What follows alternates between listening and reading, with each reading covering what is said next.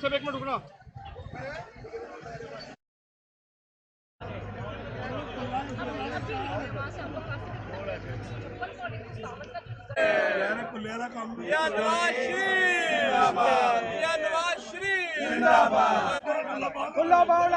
शेर ने ऐसा पंजा मारा, पैसा हारा, पैसा हारा। शेर ने ऐसा पंजा मारा, पैसा हारा, पैसा। अदा करता हूँ, उन्होंने एक भरपूर कामयाबी यहाँ पे हमें मिली है।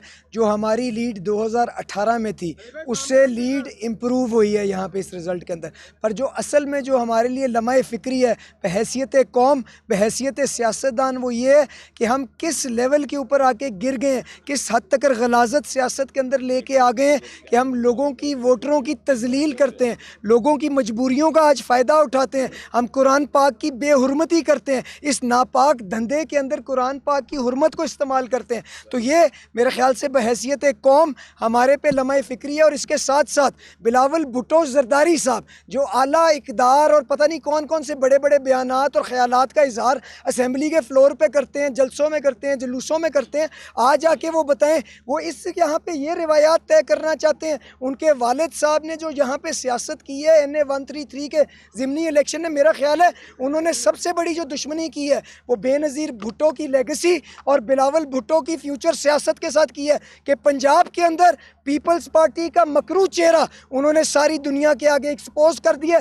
आपने बिल्कुल ठीक सवाल किया, बताएं तो सही कि पीपल्स पार्टी ने ऐसा काम क्या किया है कि 5000 से वोट उठ के 30,000 के ऊपर चला गया।